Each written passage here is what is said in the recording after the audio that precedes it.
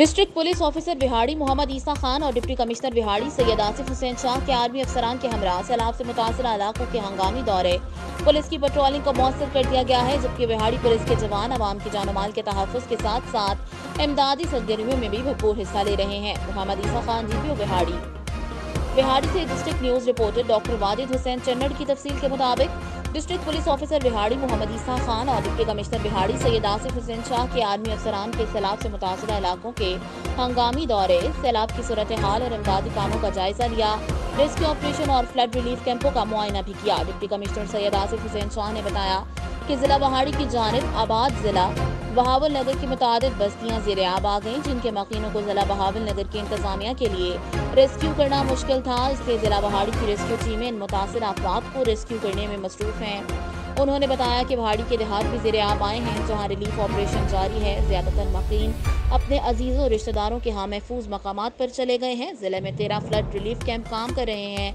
महकमा अनहार के तमाम हिफाजती बंद महफूज हैं। अलबत्ता दरिया के कुदरती गुजरगाह में मुख्तलिफ मकामात पर काश्तकारों और इलाका मकीनों के निजी बंद मुतासर हुए, जो कि पानी के कुदरती बहाव में रुकावट थे।